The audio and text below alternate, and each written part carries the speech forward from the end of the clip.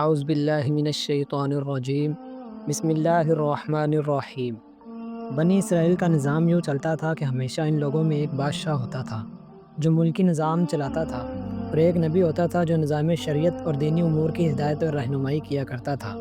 اور یوں دستور چلا آتا تھا کہ بادشاہی یہودا بن یعقوب علیہ السلام کے خاندان میں رہتی تھی، اور نبوت لاوی بن یعقوب علیہ السلام کے خاندان کا ترہ امتیاز تھا۔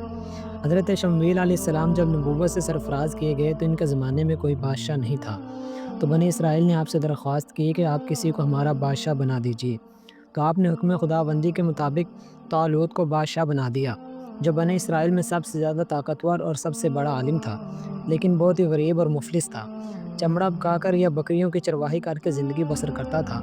اس پر بنی اسرائیل کو اعتراض ہوا کہ طالوت شاہی خاندان سے نہیں ہے، لہٰذا یہ کیوں کر اور کیسے ہمارا بادشاہ ہو سکتا ہے؟ اس سے زیادہ تو بادشاہت کے حقدار ہم لوگ ہیں، کیونکہ ہم لوگ شاہی خاندان سے ہیں۔ پھر طالوت کے پاس کچھ زیادہ مال بھی نہیں ہے۔ ایک غریب اور مفلس انسان بھلا تخت شاہی کے لائق کیوں کر ہو سکتا ہے؟ اللہ تعالیٰ نے اس واقعے کا ذکر قرآن مجید میں فرماتے ہوئے اس طرح ارشاد فرمایا، جس کا ترجمہ یہ ہے کہ اور ان سے ان کے نبی نے فرمایا کہ بے شک اللہ نے طالوت کو تمہارا بادشاہ بنا کر بھیجا ہے۔ بولے اسے ہم پر بادشاہی کیوں کر ہوگی، اور ہم اس سے زیادہ سلطنت کے مستحق ہیں، اور اسے مال میں بھی وسعت نہیں دی گئی۔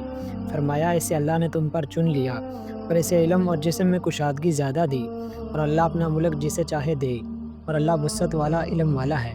اور ان سے ان کے نبی نے فرمایا اس کی بادشاہی کی نشانی یہ ہے کہ آئے تمہارے پاس تابوت جس میں تمہارے رب کی طرف سے دلوں کا چین ہے، اور کچھ بچی ہوئی چیزیں ہیں معزز موسیٰ اور معزز ہارون کی، ترکے کے اٹھاتے لائیں گے اسے فرشتے۔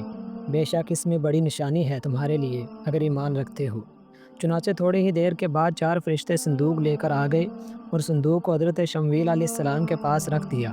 یہ دیکھ کر تمام بنی اسرائیل نے طالوت کی بادشاہی کو تسلیم کر لیا، اور آپ نے بادشاہ بن کر نہ صرف انتظامی ملکی سنبھالا بلکہ بنی اسرائیل کی فوج بھرتی کر کے قوم عمالقہ کے کفار سے جہاد بھی فرمایا۔